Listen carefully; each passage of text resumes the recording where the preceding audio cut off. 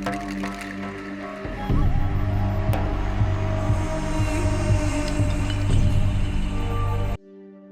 the chakra system today. I have done a few articles on the chakra system. That article that I did about 20 years plus ago can be found on chatafrica.com. I'm not sure the site is up at the moment, but I will be checking and be bringing back up the site again after this presentation. So the presentation that we're going to be doing today, we'll be talking about the chakras and the applications of the chakras. Chakra system basically, a system of a spiritual system that is attached to our physical being, that is part of what is attached to our physical being. It is actually a definition. So it's, to be more to put more clarity to the chakra system. It is not really a physical thing to say per se. So it is a system, that we have defined, to explain energy centers, that are located within, our human construct. So there are 7 major chakra systems. There are more chakra systems, but we tend to speak and talk about and study the 7 major chakra system. It is actually enough to study this 7 major chakra system to be able to connect to the other chakra system, because as soon as you are able to work on this 7 major chakra system, you will automatically be connecting to the other chakra system. I speak when we speak of chakra system being blocked or you connecting to a chakra system, it is just a matter of speaking, because we are always connected to our chakra system. Because it's just a matter of trying to make things understandable. Sort of like the way we personify stories, of animals, telling stories of animals speaking, when we know that animals don't speak, as such. So it's just a similar way. So, the chakra system is a descriptive phenomenon that you find in the body system, that you find in the energy centers, which are located in specific aspect of our being. So there are 7, like I said, there are 7 major chakra system. There's a root chakra system, there's a sacral chakra system, there's a solar plexus chakra system, the heart chakra system, the throat chakra system, the third eye, the first eye sacral system, and then there's the crown chakra system. Now, each of these chakra system deals with specific aspect of ourselves, and when you look at the topology of how the systems are arranged, you would have the gross reality below and the more subtle reality above. So what I mean by gross reality is the solidity, the free density, 3D reality is mostly found in the bottom chakras, which we call the root chakra. So the root chakra deals with the physical, so does the sacral and the solar plexus, but as you go up the scale, it becomes more and more subtle. So the heart chakra will be kind of like between the physical and the spiritual. And as you could see in this presentation sheet, there's what we call the basic needs, the psychological needs, and the fulfillment needs. If we just briefly just talk about the fulfillment need, you would remember that there are a few personnel or a lot of personnel who take to substances, ingestion of substances like cigarettes and weed and few other stuff. And every time they do that, they do kind of like achieve a sense of self-fulfillment. And this is to do with the organ in our brain, one of the organs in our brain which receive dopamine.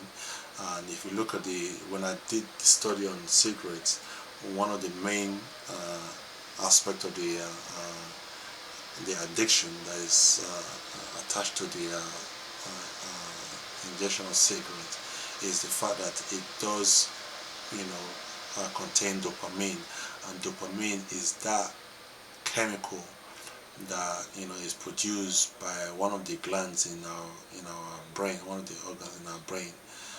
That this chemical, when produced, makes you have that feeling of self-fulfillment, that self-containment, that you're satisfied with your existence, and everything is going fine for you. So this dopamine is created naturally by the organ. And when we tend to try to introduce this dopamine effect from the outside environment, the dopamine effect that we introduce from the outside environment does eventually start to I'll be harsh with this next word, disrupt. It doesn't disrupt, but it tends to disrupt. It's basically like when you go to the gym and you practice and you do gym practices and exercises all the time, your muscles become firm, and that's because you use the muscles every day. When you stop using it, then it starts to build up fat and start going fluffy. So that's the same thing with the pineal gland and the pituitary gland and the hypothalamus gland. That configuration there, where if you exercise it psycho-spiritually all the time, it stays alive. But if you become lazy with it and you want to rely on something from outside, eventually you might eventually stop the production of that substance that we know as dopamine, and you become addictive, and you almost seem like you're stuck on that external production. And it is possible to reverse the effect, but it takes effort and a lot of what's the word I'm looking for here? A lot of courage, to be able to reverse the effect, so that you can now stop wanting to use external means of achieving that self-fulfillment and needs. I don't want to spend too much time on that, because there's quite a few other aspects of this chakra system that I would like to go through, while we're on it now. So if we look at the psychological aspect of the needs, that is mainly between the heart and the solar plexus, and it is deemed as psychological because when you start to speak in the heart chakra language, is almost kind of like between the spiritual and the physical. And that's why you have the in the heart chakra, you have the two triangles. One is facing up and the other one is inverted, and each of those triangles do represent a love aspect.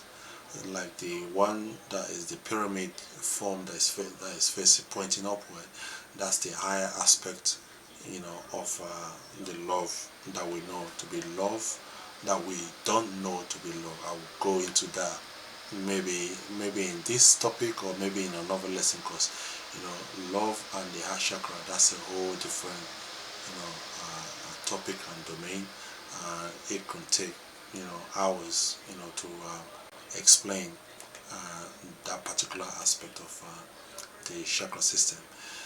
So when you look at the inverted triangle, that is the love that we are accustomed to. That's the one that's the love that we know, the lower aspect love. Let me just remind you here that when I refer to the aspect as lower and higher aspect, I'm not saying that one is better than the other. It's just a matter of explaining the type of energy that works within those triangles. So it's like saying up and down. Up is not better than down, down is not better than up. That's basically what I'm trying to say here. So the lower aspect of love is the love that deals with the conditional aspect of our reality. For example, you would say, oh, I love you because you're my friend. I love you because I love you. I love you because you love me. I love you because you've been there for me. I love you.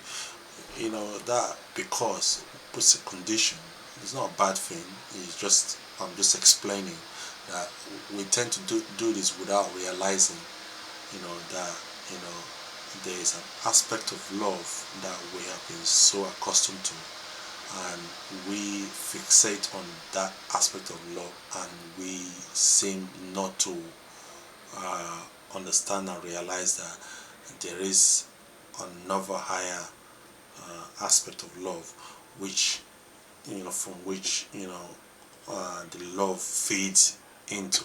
So that other aspect, higher aspect of love, is the unconditional love. And when we say unconditional, we mean unconditional. Like there is no good, bad, devil. There's no you. That's the devil. You're bad. You're evil. None of that. It's so unconditional that I would say you love. You're supposed to love your enemy. You're supposed to show love to the devil. Show love to the one who took up that experience or that task of being the bad one, being the devil, because nobody wants to be the devil.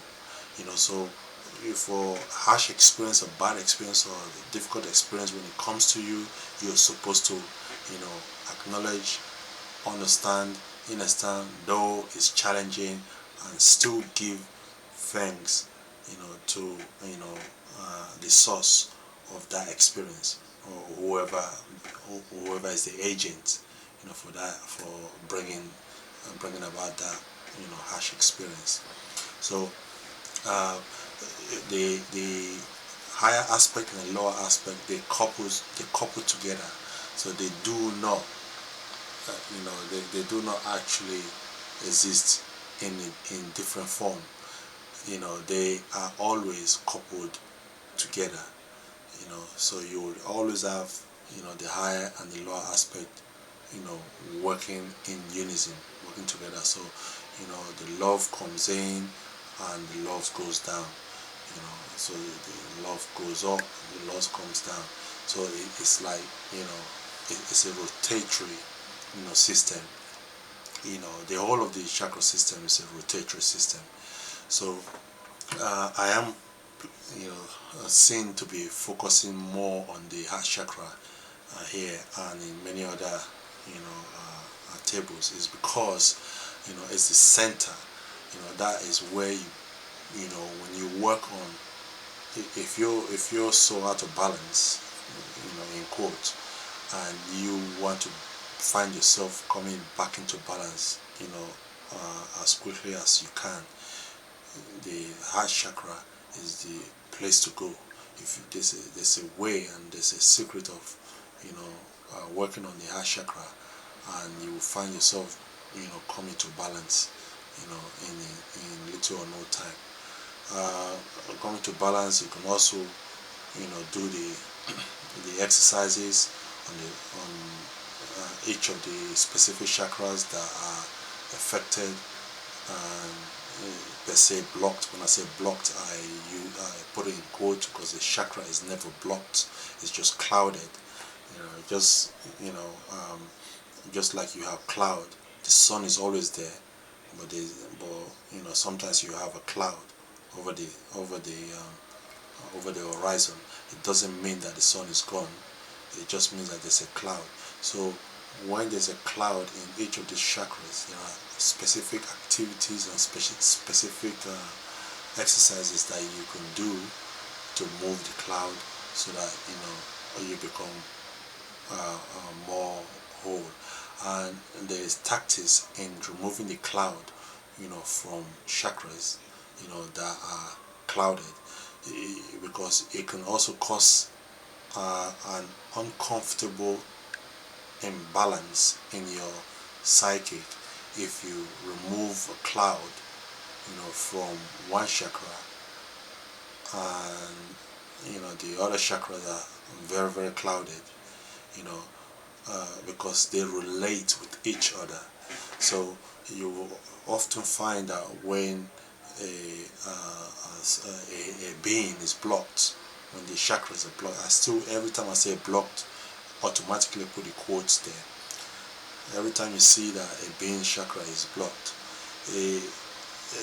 most of the time when you assess the system, you find out that it is, you know, dynamically blocked. What I mean by that is that it's not one chakra that is blocked, is a series of chakras that is blocked, because one event and one activity led to another activity, another led to another activity. So when the, you know, solar plexus chakra is affected, for example, by way of resonance, you know, the higher chakra and the lower chakra gets affected, and so those clouds move to each of those chakras that are next to each other, and they, you know, kind of like synchronize across the 7 chakras like that.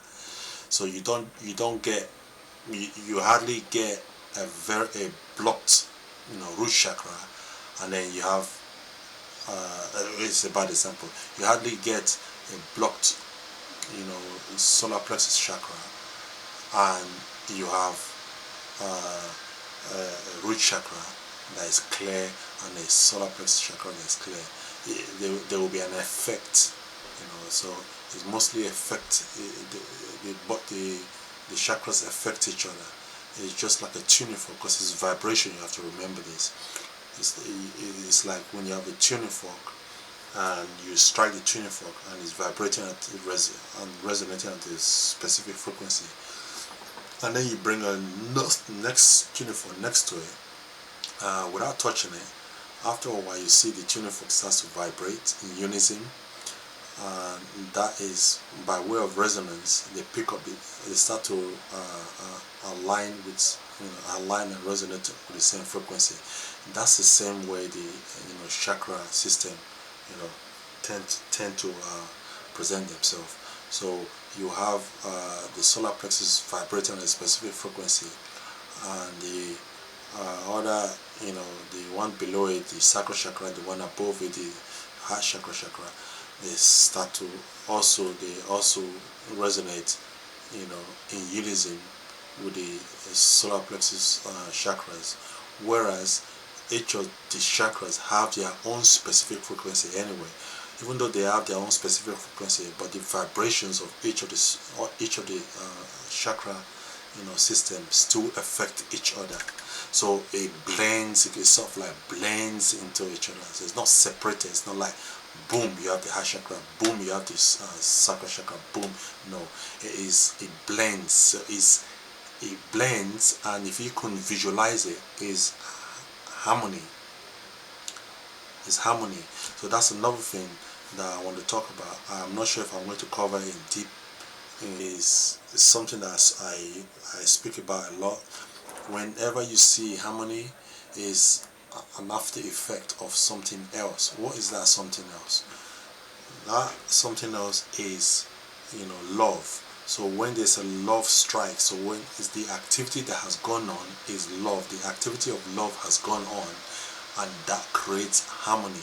So the harmony is like, you know, when you have a stone, you throw into a settled water, and you see the wave. That wave represents the harmony. So that stone represents the activity of love. So when the action of dropping the stone into the water represents the activity of love. So whenever love strikes, it releases harmony. So whenever you go somewhere, you find harmony, you know that there was or there is love there, basically. So, and this resonance that I speak about is when, if you've noticed, many of you have noticed, when you're around somebody who is, releasing a lot of harmony, eventually you would align with that person, and start to harmonize and start to feel that vibration, start to feel harmony. That's why sometimes you around somebody, you around some people, you just feel a certain way, because you are around that person. That's that vibration. It can also be the other way around as well, like that the other person can have a lower vibration, stronger than the harmony that you bring in, and then it can bring you it can also affect you, I put it in quotes, negatively. I'm trying to present this without without having that stigma, where you have one thing negative, one thing positive, one thing better, one thing you know worse. There is no good and bad in this.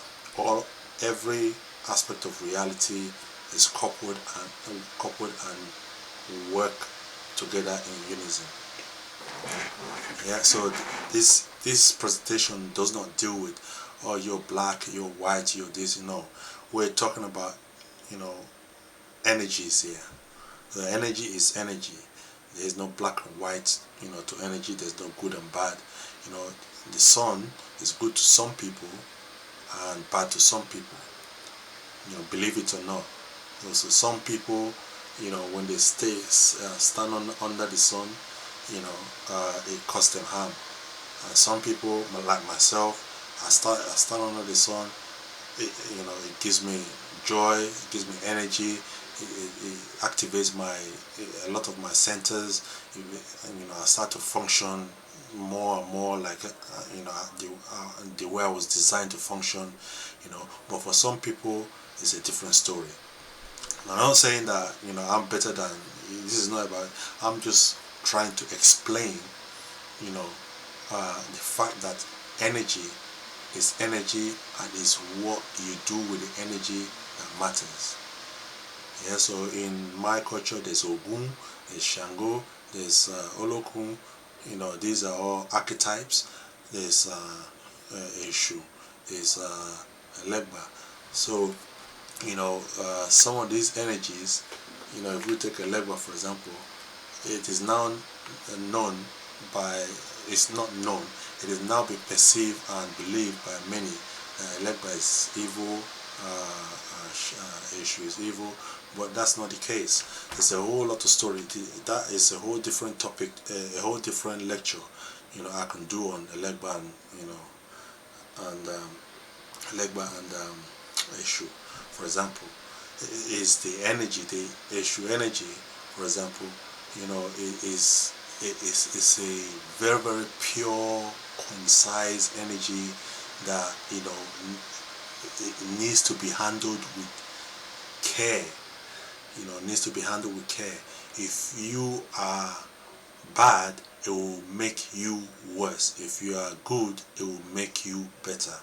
It's sort of like that. So if you are dealing with the energy or the archetype of issue or Elegba, and you dealing with it from a place of love. When I say love, I mean the pure love, not that lower, just the lower aspect love. I mean the coupled love where you're emitting harmony, you're releasing harmony. If you are in that state and you deal with the legba, you will see the power behind it, and you'll be able to conjure that power and use it productively. Now you can use the power of a legba and issue productively to help humanity, to help the universe, to help your environment. See, you can't say that is bad because you're doing good thing with that energy. Check. So this is an example of explaining to you why we're not dealing with bad, good, and that kind of low or high separation, that duality. Yeah. When I talk about, I use duality a lot. When I speak about duality, when I go into that duality aspect, I use it, and we use it, not just me, we use it to explain reality. But reality is more than that, when you go deeper. So where am I now? So yeah, so we're at the dealing with the heart chakras, the energies and the archetypes as an example. So each of these chakras, the 7 chakras, including the other chakras, away from the 7 chakras, they have archetypes, that govern the gateway. So when you take the heart chakra, for example, Hathor is the goddess of love, and Segment was the goddess of love, and then something, there's a whole different story on that. I will do another presentation on the story of the archetypes and stuff, and it's good to know the story, so it does help when you start to use principles to explain energies and explain reality. So the Segment would be the one that now governs the lower triangle, and Hathor governs the higher aspect triangle, and they couple together. So that's why you hear, oh, tough love. Tough love is Segment, for example. So when say for example during ceremony, for example, let's just say for example during ceremony you're dealing with a situation, and there's an obstruction to a healing process, and there's archetypes. Believe it or not, archetypes can play out of order. There are archetypes that are playing out of order. You can send Segment to clear that archetype to go and do his job. Boom, boom, boom, boom. That's tough love. And then the other aspect of love, which is the Hathor love, is the other one that is kind of like motherly, and the one that we seem to attach to a lot. So the two of them together, they work their magic. So each of these chakra energy centers, they are governed by archetypes. So there are archetypes for the root chakra, for the sacral chakra. There's archetypes for, I think the root chakra would be more a legba and issue, and they should connect the root chakra to the other chakras as well. That's a whole different let's not go into that now. So I would do another, I might do another presentation where I would talk about the gateways, the chakra gateways, and the archetypes that are connected to the chakra gateway.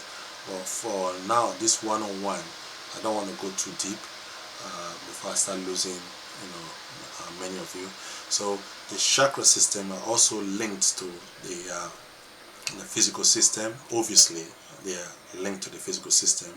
It is the endocrine system there's the endocrine system, there's the exocrine system. The endocrine system is almost like a, you know, esoteric, illusional aspect of, you know, the human reality that is, I call it esoteric. I put a tag esoteric because it's close to, you know, getting the information from the DNA.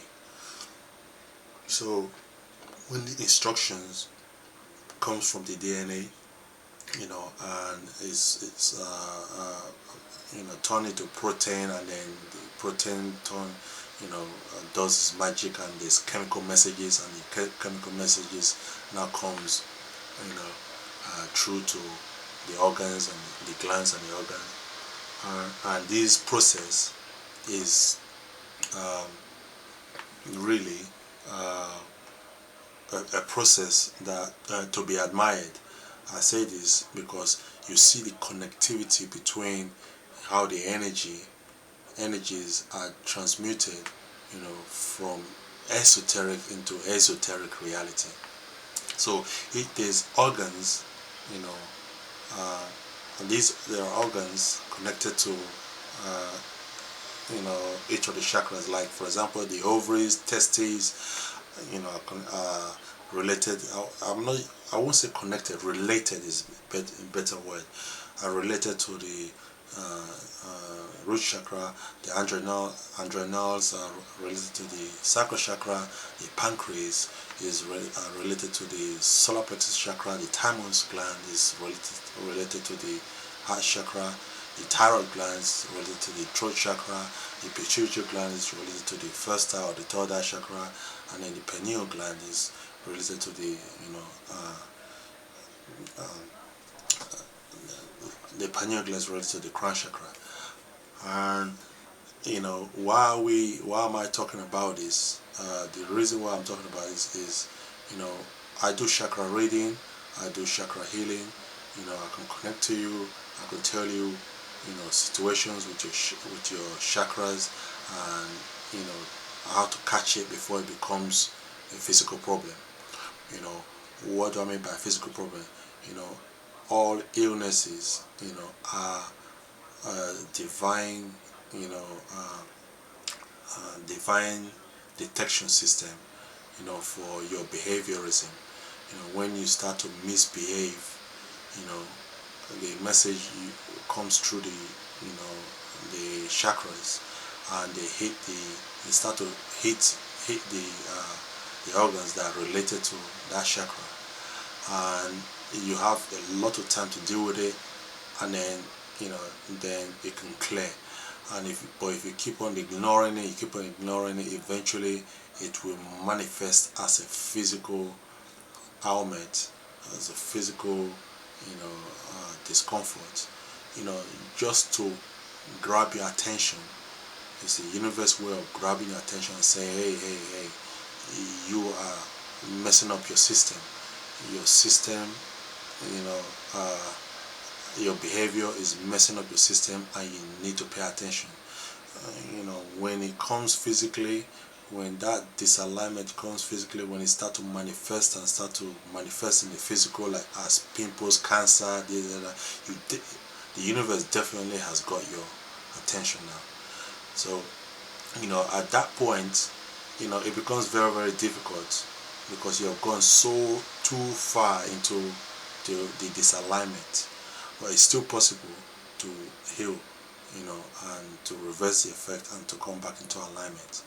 But, you know, this is just an example, you know, that, you know, when you have issues, when you have behavior that needs to be corrected, you should be, you know, it is advisable for you to always catch it on time, so that you can correct it on time before it becomes a physical manifestation. Some physical manifestation is easy to clear, and some is difficult to clear, you know. So, you know, yes, I do, you know, chakra, you know, readings and stuff. There are sometimes, you know, clients, they will contact me, and, you know, I'll connect to them, connect to their system, connect to their chakra system, and I see a lot of stuff that's going on within the chakra system. It's all activities of the archetypes, activities of the archetypes and how they behave and respond to those archetypes. So you would have humans interacting with humans, having different activities, having different programs.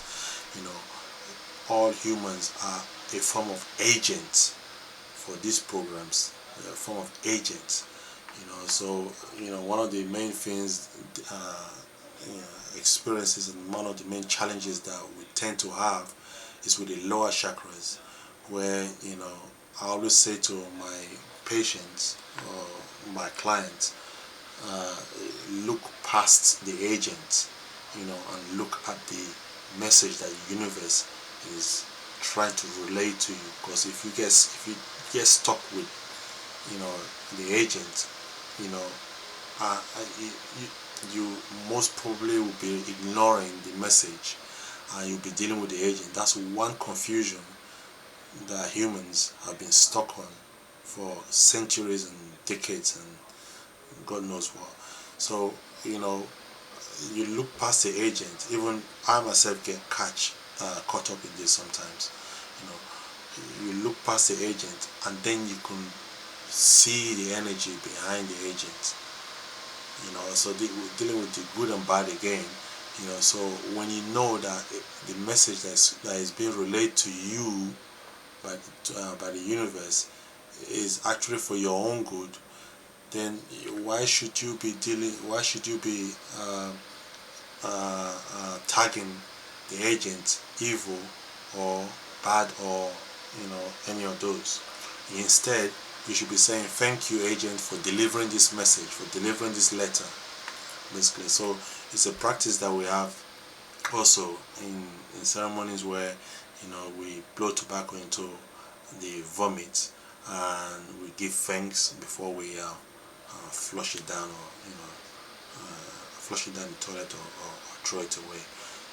So it is basically understand. When you start to understand the system, your system, and how it works and why it works, you will start to progress more harmoniously, basically. I don't want to say more swiftly, because there is no rush, there's no hurry, we're not going anywhere. This is just a dynamic experience, per se. So there are affirmations, that you can, say, and there are also frequencies that you can strike. And when you do these activities, they tend to resonate, the chakras back into alignment. So different chakras have their own different frequency, for example, and the root chakra, I can't remember the frequency off the top of my head, but each of the chakras have specific frequency. And when you are used to take something called the G string application, and strike the frequency, and you actually see the reading of the frequency to make sure that the frequency that you're striking belongs to a particular designated chakra that you try to work on. So you can take some some tune, and play the tune on repeat, and it will strike that that particular chakra, as long as it's the particular frequency that's then designated for that chakra. So if you ever find that one chakra is way out of balance, which is rare, out of balance in line with the other chakras, that's when you use that practice where you strike frequency to bring that balance to bring that chakra into balance. I say rare, it is not that rare, because when that situation happens, if you leave it for long enough, that's when you start to get physical manifestation, in a discomforting way. because it has been left for too long without, fixing. You get pimples or cancer or boil or all sort of physical manifestations that can come up. These are all messages. You can trace this. There's a way you trace it back, trace this physical manifestation back to where the source of the issue is, and the source of the the nature of the behavior that created that manifestation, so that you can now say to your clients, this is the behavior, you need to change this behavior, or you need to align this behavior so that this physical manifestation can now be cleared. Because most of the time you will clear the physical manifestation, the behavior is still there, the physical manifestation will re-manifest itself again. But when you clear the behavior, then the physical manifestation, when you now clear the physical manifestation, it does not come back again, because there's no reason for the physical manifestation to be there anymore. There's nothing striking that chord to reproduce that physical manifestation. I hope you understand. If you don't, you can leave a message in the comment, or find a way to track me down through the sites that I'll be sharing, and I will explain to you in a deeper manner. So we're talking about how to balance, bring the chakras into balance, healing methods basically. So we also have associated stones. You can sleep with these stones. You can put the stones in the water and drink the water after a while. You can do all sort of things with the stones. Each of these stones again have the archetypes that govern the gateway to the universe. Each of the stones are massive universes. Even though you hold it in your hand, this is not about size. You are holding universes. It's a universe in its own. So there are archetypes and beings and all sort of reality in one particular stone, and it's not dead. So you can speak to these entities. You can speak to these beings and speak to this reality. So you can request healing and balance to the beings in the universe and in that universe, and they will bring about the balance. They're happy to bring about the balance, because your healing is also their healing. We're all connected. So each of these stones have archetypes and gods or deity governing the gates. And when you speak to the gods, when you converse with the gods, it's almost like having that relationship. By relating to the gods, you are opening up yourself to that gateway, and then therefore opening up the channel through which the healing and the balance will come through. So this is the reason why you would mantra gods, or do specific rituals for this gods to be activated and stuff. Like for Hathor, for example, I can have the pyramid sitting somewhere, and focusing on the pyramid and doing stuff with the pyramid, because it's a higher aspect, and Hathor is what is the goddess who deals with that aspect and who governs. I'm opening up myself to it, and then therefore opening up the healing prospect to the universe of the heart chakra. So this is there are many ways of activating chakras in many activities, and this is just one of it. And the second one I'm describing to you, probably the third one I'm describing to you in this presentation. So we are going to pour libation, and give thanks and notification to the gods and the archetypes. Some of the gods and the archetypes. There's so many of them, millions of them, thousands of them. Asa, Ashe, Asis, Ashe, Aset, Ashe, Setuk, Ashe, Nefit, Ashe, Tehuti, Ashe, Ra, Ashe, Amun-Ra, Ashe, Amun, Ashe, Nefertiti, Ashe, Hafor, Ashe, Heru, Ashe, Sekhmet, Ashe, Nut, Ashe, Geb, Ashe, Atum, Ashe.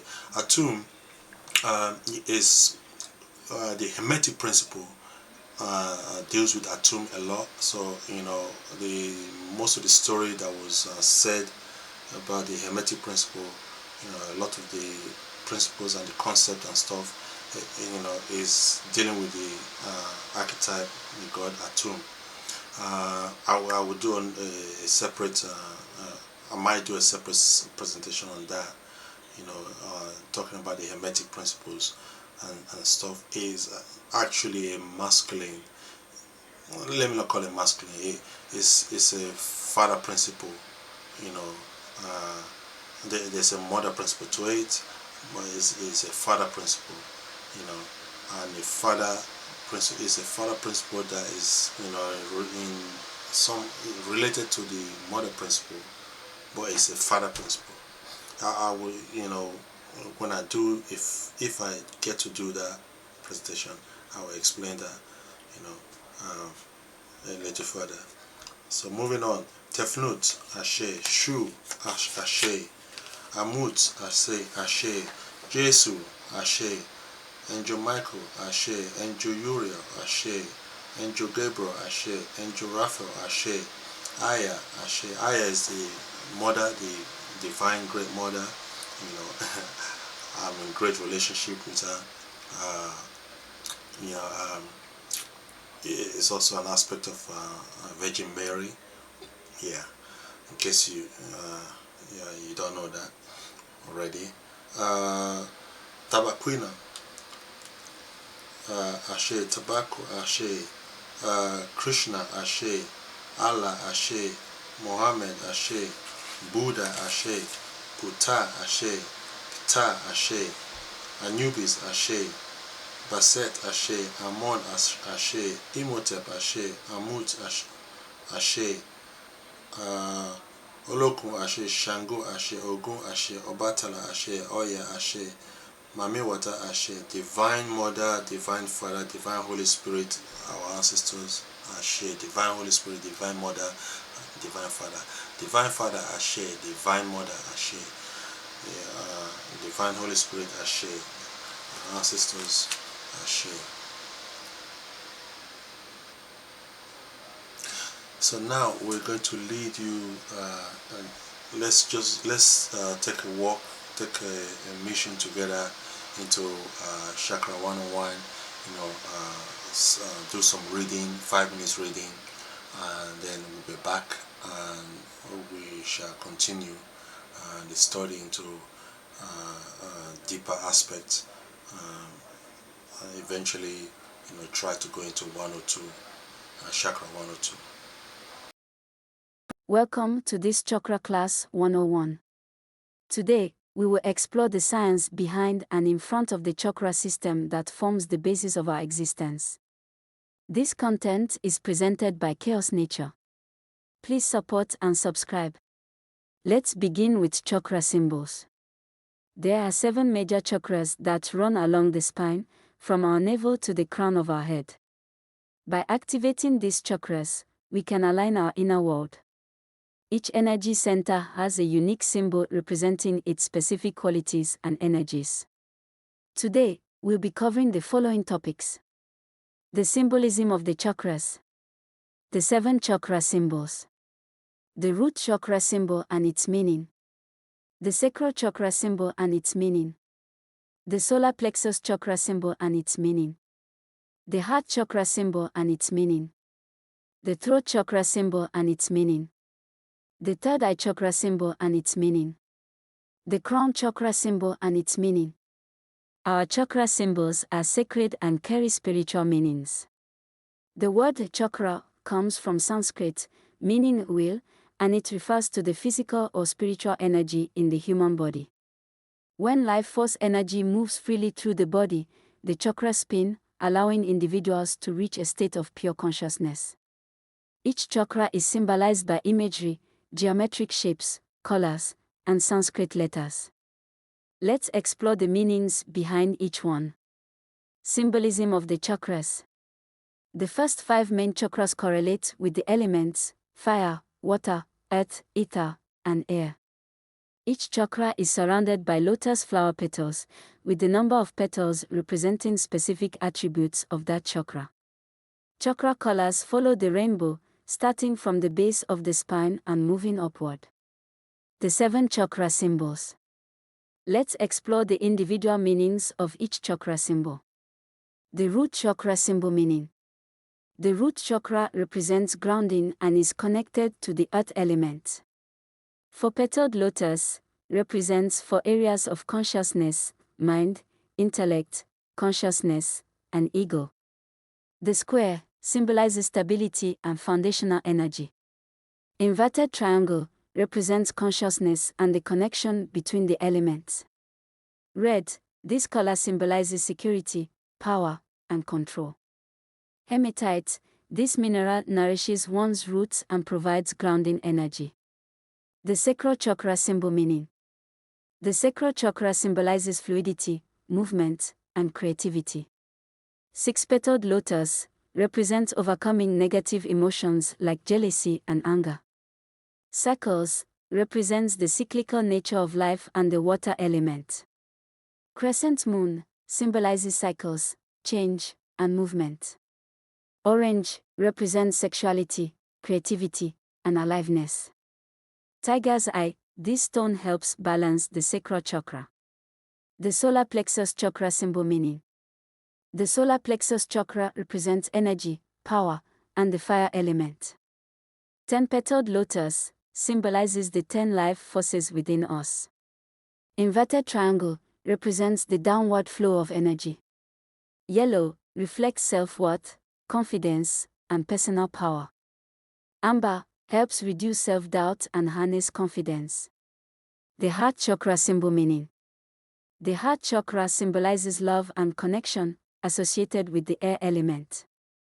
12-petaled lotus represents divine qualities like compassion, empathy, and love. 6-pointed star represents the union of masculine and feminine energies. Green symbolizes healing, growth, and giving. Rose quartz, this stone is deeply connected to the healing of the heart. The throat chakra symbol meaning. The throat chakra represents communication and expression, connected to the ether element. 16-petaled lotus symbolizes the vowels of Sanskrit, related to sound and speech. Inverted triangle represents the upward flow of energy. Blue symbolizes truth, calmness, and intelligence. Blue lace agate, a stone that circulates energy for better communication. The third eye chakra symbol meaning. The third eye chakra is associated with intuition and wisdom. 2-petaled lotus represents the spiritual connection between self and higher consciousness. Inverted triangle represents the awakening of the pineal gland. Indigo or purple, these colors symbolize higher wisdom and intuition. Amethyst and lapis lazuli, stones that support the third eye chakra. The crown chakra symbol meaning. The crown chakra represents spiritual connection and transformation. 1,000-petaled lotus symbolizes unity with the divine and the universe. Circle represents infinite and cyclical nature, just like energy. Violet/white, these colors represent enlightenment and spirituality. Clear quartz, a stone that helps in connecting with higher powers. For more content, check out the link below. creative-digitaldownloads.com. Thanks for watching. Right, so glad you made it back from that short 5 minutes plus introduction to chakra. I hope you cultivated as much as you could, and if you didn't, you can replay it and pause and study it. There's quite a lot of information within those screenshots. I would imagine that they were passing by very quickly. But like I said, you can pause it and do some more studies and investigation yourself. And by you just actually doing that, by you doing taking on activities of any aspect of the chakras, you are actually connecting, activating that aspect of the chakra and bringing it back, bringing it to life, and bringing yourself, your whole being to life. So that's the thing with the chakra system. When you start to work on the chakra system, you are actually coming back to life. You will even it's something that you feel. So this is not like, oh, this is a metaphysical spiritual thing. It's something that you actually feel. It's a psycho spiritual thing. So when I say psycho spiritual, because it deals with your psychic, and you can actually see the results. You will be the judge of your own experiment and your own. I do a lot of experiment myself with the chakra system, and I see results. um just a second. Right, so yeah, I was saying, when you actually do these exercises, then you're coming back to life. And I do a lot of experiment with myself, and I can pick on a chakra and work on it, and I actually see results and stuff. So um not to make this too long, um what I would be going through in chakra version 102 would be a couple of points. So I'm going to be picking up each of the chakras, and then we'll be talking, uh, going deeper into each of the into these chakra aspects.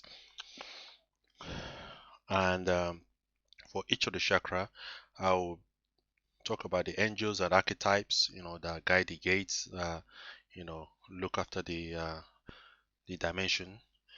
We'll be talking about the astrological planets, you know, that affects the chakras, and therefore also the archetypes, because each of the planets will, have an archetype, governing, you know, um, the planet, and therefore the chakras. I will also be talking about the behaviorism that is attached to each of the chakras, which is very important. Each you have different aspect of behaviorism. When they say you have multiple personality, and you sometimes want to shy away from the fact that you have multiple personality, and for some reason it's seen as a negative thing, but it's not really a negative thing. you know it's just, how do you manage these multiple personalities, and which personality do you want to focus on. So you know we are born with multiple personalities, but we're seen to be forced, and we're taught to be forced to focus on one personality, and that personality seems to like be the personality that everyone has accepted, and the society has accepted. And then when you have other personality, you try to block it off and never access it.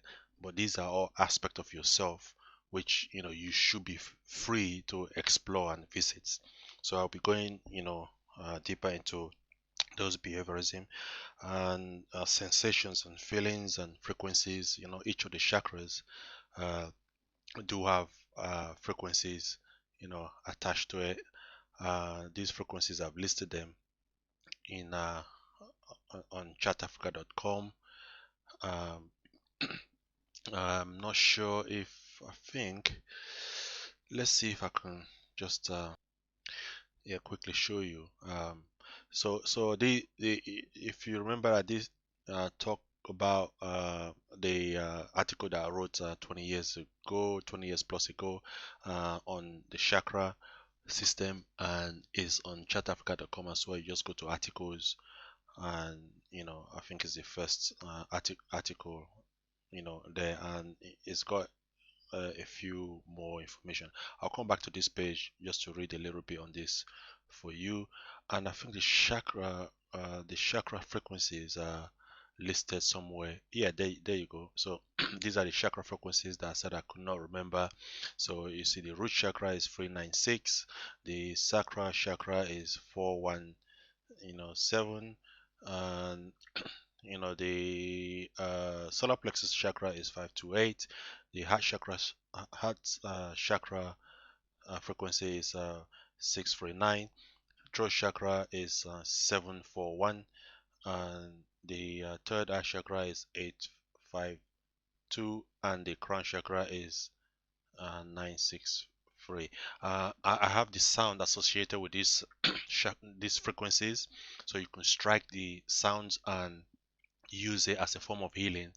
And these are actually solfeggio, solfeggio frequencies, and the ancient frequencies. How we used to strike the sound. So it came down the line from decades and you know decades and decades, during the Egyptian era, the Kemet era. I don't like to use the when you say Egyptian, it's too recent, and we're talking about a different set of people during the Kemet era. So it's come down from that era and it's managed to survive its way. you know uh, I think I put a little bit of some notes here to explain a little bit of frequency, and I think there is more content somewhere else. So like I said, going back to the chakra. So I did say that I'll be talking about the fifth one. I'll be talking about is the endocrine system, and this goes into part two of the endocrine system, but I'm not going to be covering that on this video because this video is quite lengthy now. I think it's over an hour now. Just to quickly go through some of the content. Said the chakra is a collection of portals which stand between the physical and the spiritual realm of construct. Right. So 1 second. Let me just move this window out of the way. I think somebody was knocking on the door, and yeah. So yeah, just like the smoke from your locomotive exhaust pipe, if you have one the reaction between the spirit dimension and the physical dimension dissipates an aura when activities take place between those two realms and creation. uh, an aura Sorry, let me read that again. A chakra is a collection of portals which stands between the physical and the spiritual realm of construct. Just like the smoke from your locomotive exhaust pipe, if you have one, the reaction between the spirit dimension and the physical dimension dissipates an aura when activities take place between these two realms of creation. So we're talking about the spiritual realm and the physical realm. An aura is an energy signature which tends to display the end product of our behaviorism, the catalytic or driving determinate the driving the catalytic or driving determinate of our behaviorism is usually a combination of communication of exoteric with esoteric information, or put in simple, a present and past interaction of activities. I will explain as we proceed. I'll put it in brackets. So the esoteric phenomena and the exoteric phenomena, I go into it in part two. And the exoteric phenomena is mostly to do with the endocrine system and the physical system that is attached to the endocrine system, like the glands and then the organs. You see, when you talk about glands and organ is now a musical instrument, because originally in our body, and still is, will always be, the organ is a musical instrument. It plays the music of life. So each of the organs plays when the music is now out of tune, and you start to get illness and diseases and stuff, which is now played, which would be played by the manifestation.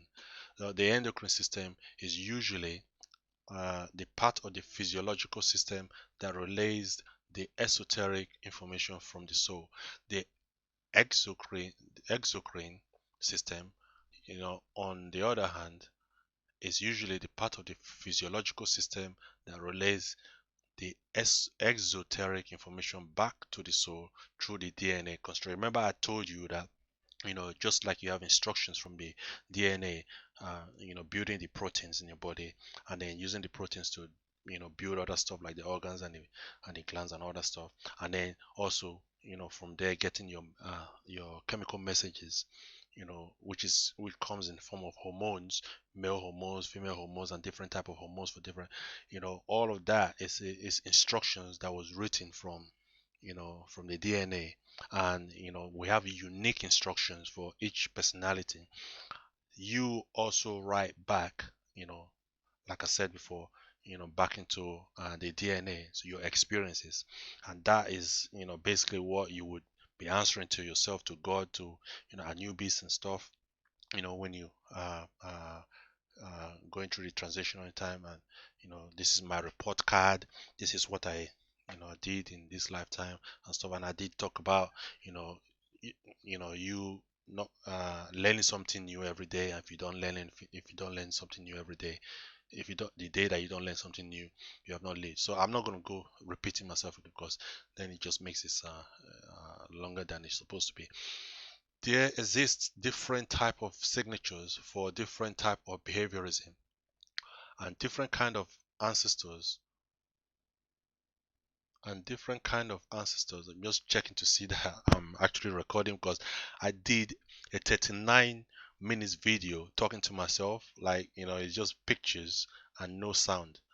So there's a lot of information that was in there, because when I do this presentation, when I do these metaphysical lectures, most of this content comes from the spirit world, because I'm connected to the spirit. And they bring down, some content comes from the brain, which was deposited there by the spirit, and some are streams. So when I want to repeat the same thing again, it's almost impossible.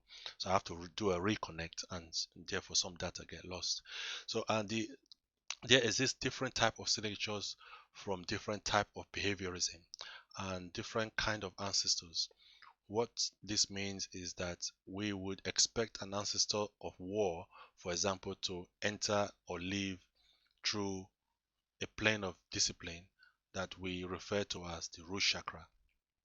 And you know that the root chakra will be dealing with war anyway. It's a gross reality where we deal with war is to do with survival.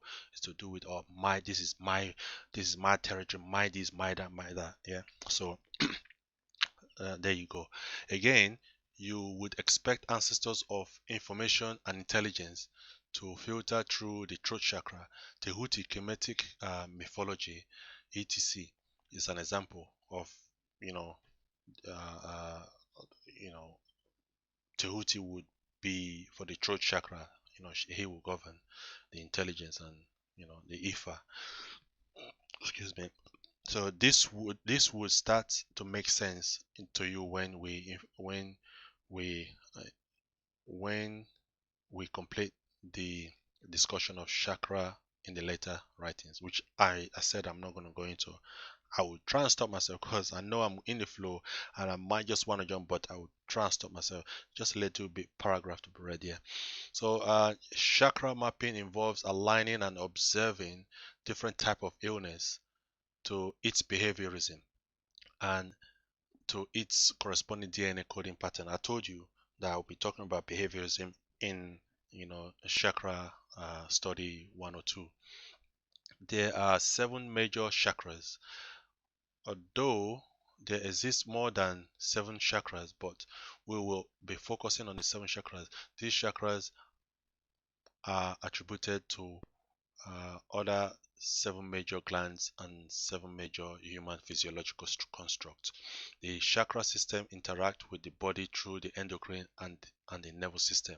The glands that make up the endocrine system receive information from the esoteric realm. Glands are made up of group of specialized receptor cells. Each of the 7 chakras is associated with nerves, the particular part of the body and the particular function within the body controlled by that plexus or that endocrine. gland associated with the chakra. All parts of the body can be sectioned into 7 major chakras, and these 7 major chakras can also be mapped to 7 major glands, like we stated before. When we when when we feel a certain way, depending on the frequency of the thoughts, it is reflected on the corresponding gland and thus to the corresponding organ and part of the body. Every chakra portal has its specific resonating frequency. These are frequency these are the frequency a particular ancestors has to match to use a particular portal as a gateway into the DNA through the nerves ending into the blood and the signal solution carrier to the organ. So basically what I'm explaining in that paragraph is that you know you if you tap into that frequency, if you manage to tune into that frequency, you'll be basically talking to the archetype, the ancestor that is responsible for that gateway, for that particular chakra gateway. And the reverse technology on this, I don't want to use the word technology, the reverse idea of this is that if you now, do some work, that involves a certain archetype or God or whatever you want to call it, you're striking that frequency because you're mingling in that frequency zone, that frequency dimension, and then you're opening up that frequency and you're opening up that chakra. So you can see that this is the reason why you would be working on one particular frequency, one particular chakra at a particular time. Yeah, you can work on more than one chakra at a particular time, but it is easier to deal with when you do it. Say today, I say I want to deal with the root chakra, and then you'll be dealing with that archetype, that god, on that particular day. Otherwise, it can become confusing unless you are you're doing a spiritual party where you have all the archetypes, dancing, and activating and all that. But yeah, I said I will stop myself. Yeah, so we'll be going into deeper into those. There's a lecture that I did a night before is going to play after this, so listen up. So if we just go over what we uh, have been speaking about and what we've been learning, um, picking on the endocrine system and its relationship with the chakra system. Uh, a summary of it is that the root chakra, uh, the gland for the body parts that is related to that, is the testicles and the vagina. So basically, when, for example, you want to, find out, what's going on in that aspect of your reality, based on the manifestation that is showing up as a dysfunction, you can link, that dysfunction back.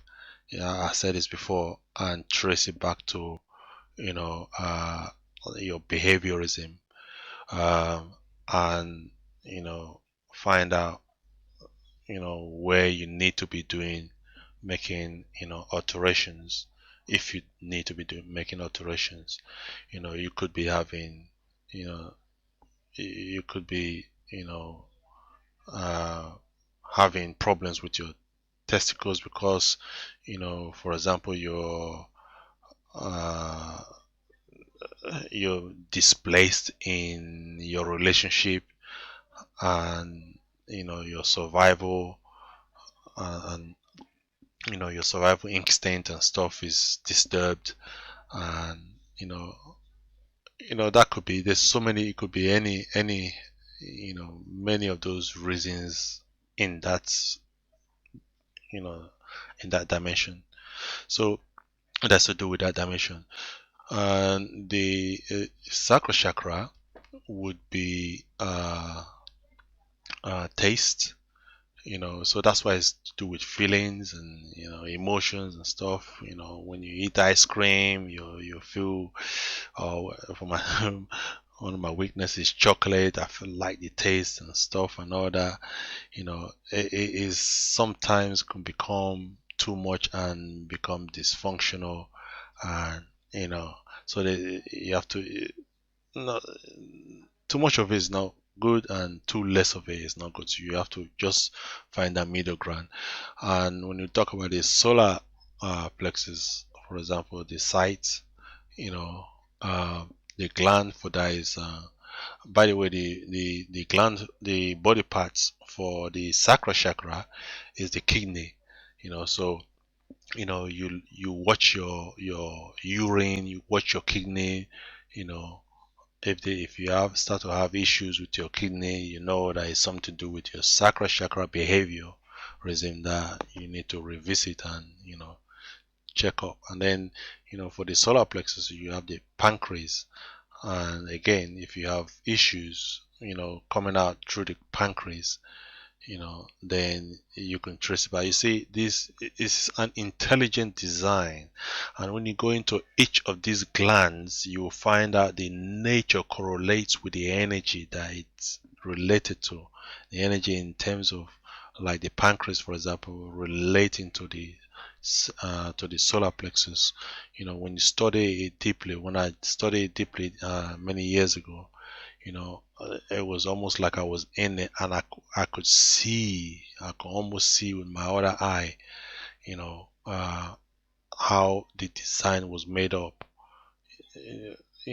fairly, not, deeply, like fairly how the design was made up.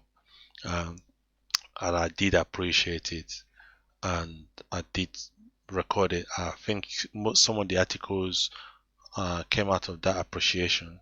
It's in chartafrica.com, in the chakras section of it as well. There are more information in that chakra article that I wrote 20 years ago that are not in this, you know, uh, um, version of the presentation that I'm doing today. And then when you talk about the heart chakra, for example, the body parts for that is the lungs, and it does make sense for the body parts to be lungs, because the is the flow in out. When when you talk about those two triangles, the two triangles that you know uh, the heart chakra represent, the pyramid one, the one facing up, is probably when you breathe in energy from the higher dimensions, and from God, from divine, and then you breathe out to the lower aspect, uh,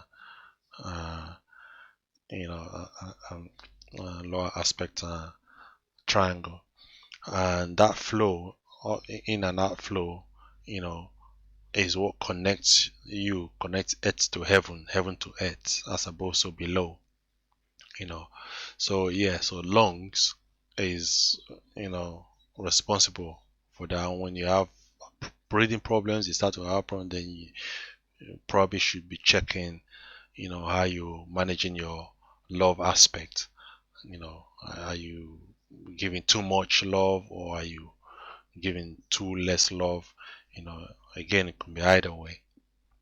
So, and when we talk about the throat chakra, the body parts, the gland for that is the thyroid. And um, the thyroid, um, just to give you a little background on the thyroid, a little aspect on the thyroid. They say the thyroid is a gland. The thyroid gland is a small butterfly-shaped gland in the neck, just in front of the windpipe. So you see it's around the throat chakra, region. And one of its main functions is to produce hormones that help regulate the body's metabolism, the process of turning food into energy. So you see that's you're going into the ether reality now. where you're dealing with energy, you're turning food into energy, for example. It says, and we know that eating is a form of communication, and when you do eat, you're supposed to be able to communicate with that thing that you've ingested and know what time it is based on what you have eaten, what you have ingested. When the sun, the father, aspect projects, the code, into the plant, and the plants, formulate the code through photosynthesis. And when we now ingest that photosynthesized plant after product, you're supposed to be able to decode your body system with your along with your consciousness, supposed to be able to decode that ingested, photosynthesized material, so that you can now understand what the father principle is relating, and how the father principle is relating to the mother principle. And then you understand your being by understanding that. And this is how we used to know how, it comes through the etheric system. Know how to move with time, move with season, know where to be, at the right time in the right place. Earthquake hits, and tornadoes and all that stuff, but it never catches us. Just like the birds are able to, flocks together and with seasons, and knowing when the seasons, you know, the seasons are changing from, in against their favor and stuff. Also, humans, used to be able to do that. We were nomadic originally. Nomadic. It's just today, we kind of like static, just like the time, the numbers and the clock, you know, that is representing our reality at the moment is stuck. I don't think this is permanent. You know, even I'm speaking from here. I can't imagine me not having one location. I can't imagine me being uh, uh, thrown away from my house and say, "Oh, okay, and become nomadic again." It's a process. We got here through a process. It will take process to unlearn this static reality where we are having our house, paying mortgage. This is my house. This is my this. This is my that. All that stock vibration. It's a process before we can yank ourselves out of it and go back to the nomadic, situations that we used to uh, be in.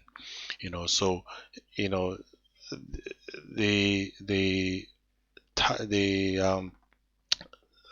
the energy that we are decoding from the planet, and the union of the planet, and the mother and the father that we ingested, we understand it, and we are dynamic with it, and then we're moving with it in a harmonious. It's about harmony. Like our true nature is harmony. We're harmonic. So when changes come harmonically. So changes will come harmonically. So there's nothing to fear. That it's just going to be drastic, and this is a no. We are going to move harmonically into the next vibration, into the next, reality. So enough of that for the root chakra, and then the sorry, for the throat chakra. And then on the third eye, or the first eye chakra, the body part there is eye. And again, it makes sense that is the eye. And when we come to look at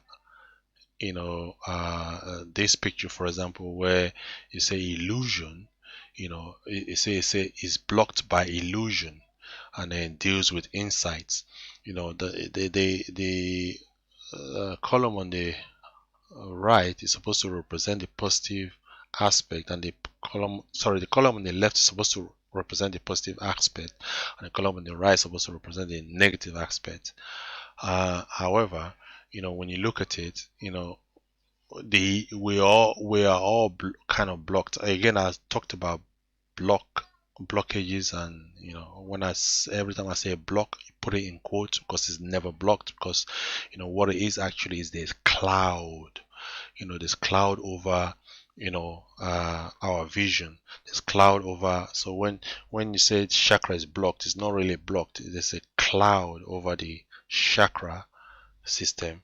And just like you have the sun up there and there's cloud, and the sun doesn't get through the cloud, and if it looks like a dull day, it doesn't mean that the sun is not there. The sun is there, it's just that there's cloud. It's just same thing with the chakra. Like there will be a cloud in the, between your focus and the the particular chakra in question. And you can move the cloud by doing certain activity, by taking on certain activities and doing certain things. So when you want to move the illusion, there's certain activities and certain actions that we do. I have done that before, and I almost went crazy when I was in London many years ago. uh, I remove the illusion. I see this is another thing that I spoke about again. Like when you're working on the chakras, it's supposed to be in unison. You don't just boom, boom, boom, clear one cloud, and when this is still cloudy and this is still cloudy, you have to do it in successions. So this is why this study was a mystery system. It's a mystery system, not because they were hiding information. It's because they were wary of releasing the information for people who will misuse it and cause themselves more damage than good. So that's why it was originally in school systems onto this information age where everything is not out there in the open, but we're still guided by our consciousness, to either not see the material or see the material when we're ready to see the material. So I hope I'm making sense. So the illusion. So when we say, many of us, when I say to many people that, and many of us too say it's not just me, oh, this is an illusion. We don't really understand what we're saying when we say this is an illusion. It is an illusion. You don't see past this illusion. And that's because you are not seeing with your third or your first eye. You're seeing with your physical eye. You're seeing with your physical eye. So many of us see, including myself, see with the physical eyes. Only once in a while, sometimes I do remove the cloud, and then if I want to see more, with the spiritual eye, but many of us are still, again I put it in quote, many of us are blocked, because we only see the physical. You look at a stone and all you see is a stone. You forget. I know this through study now, but I've still not remembered how the stone binds together. But scientifically, you can break it down and see all the elements and all the all the elements that make up the stones and stuff. But when you when you really really break it down, you find out that the stone or the chair, the wood that you're sitting on is not really physical. They are actually energies, energies that intersect each other. There's energies vibrating and vibrating, and because there's millions, zillions, and uncountable number of cross section and intersection. Where it makes the intersection, that's where it becomes physical. That's why it looks like it's physical. Because when there's now intersection, then it's now forming, it's not behaving and forming as if is a solid, solid material. In actual reality, is energy, is just force field. So when you look at the stone, is force field zipped together, through minds. Yeah, I don't want to go into that because that will pull me into hermetic principle, pull me into hermetic study. Hermetic study and hermetic principle is going to be either another video or a different class. I might not even do a video on the method because it goes so deep, you know, it's not something that you really want to deal with, from in the illusional reality of virtual reality, so when we talk about illusion, basically what I'm trying to say is that, what they're saying when they say it's blocked is that you're not seeing past the physical. So many of us now are waking up and we're seeing past the physical. We see energies behind the physical. We see the signature behind, particular physical and stuff. That's when you're training to do your. So we're still far behind, but we're taking the step. And then when we now talk about we talk about the glands, the crown chakra gland, that's the pineal. So the pineal, I think many of us now know what the pineal function is. So it is a gland that collects and attracts information. I don't want to call it information. It attracts energy from the higher realm, from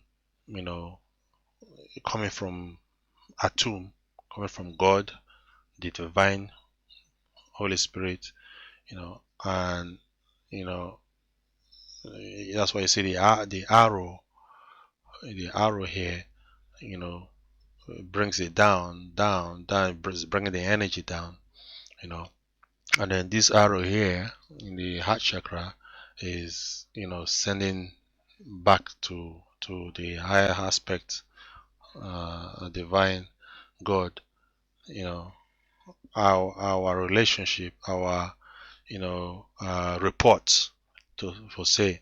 So we send back reports as well. So that's the thing. Many in the conventional science, it is known that instructions come from the DNA, but it's not very widely known, or I don't even know if it's known at all, that you write back into your DNA.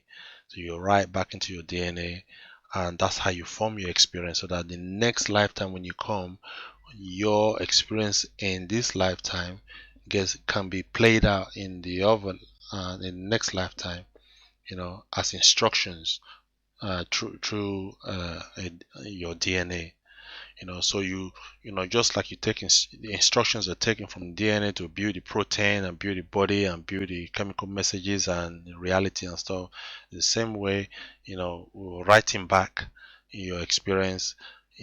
This is the reason why I said the day that you live and you don't learn something new, you have not lived that day, because you have not written anything back to the book. So your purpose really is zero for that day. And I mentioned that is a waste of cells. Cells that replicated and died that day is just a waste. And I also mentioned that is linked to the reason why we fall ill, and we transition earlier than we're supposed to transition, basically. So yeah, so that's just going through. Sometimes, for example, you look at these lies, and then you look at these lies in the throat chakra, is in a negative column. And when you link off, you can see that sometimes it's linked to the lower aspect vibration, where because you have to survive, you lie. So for example, the IT business that I'm in, I'm using it to survive, and there's quite a lot of lie, apart from the fact that virtual reality is a lie. Okay, I would do something else on that. I know. Apart from the fact that virtual reality is a lie, um, the amount of lie that we have to tell there just because we want to survive. We're scared that if we don't tell that lie, we're not going to survive. We're not going to, keep our physical. We're not going to make money. We're not going to do all that stuff. Then we lie. And so you will see that because you're doing this kind of job, you're blocking, you're putting cloud over, your truth. And because you're putting cloud over your truth, that affects, the your vision, and that also can affect your love, the way you resonate love, and that would also affect, your sensation. You don't you're craving for too much sugar, you're craving for that, you're craving for this because you're lacking. Because you see what I'm trying to say here is they are linked. I made an example that you have a tuning fork and you vibrate the tuning fork and you put a tuning fork next to it. By way of resonance, this tuning fork starts to vibrate in unison, and they start to unify themselves to have the same frequency. Though it's not exactly the same with the chakras, because the chakras have specific frequency, but the vibrations of one chakra affects the one above and the one below, whilst keeping their frequency, whilst preserving their frequency. But it affects it. So if this starts to vibrate in a certain way where it's gathering cloud, that cloud will affect this chakra. So you start to have cloud gathering here and cloud gathering here if you do nothing about it. Anyway, this is becoming a long video. To be honest with you, I don't mind how long it is because I'm not dealing with time here. What time is it? It says it's almost 3 o'clock, but I really don't care. I'm in my own time zone. I'm just trying to cover up what I want to cover up, and I think I've covered enough, and I would take a break, give it a break. Find your links in the description below. Don't forget to support and subscribe. Chaosnature.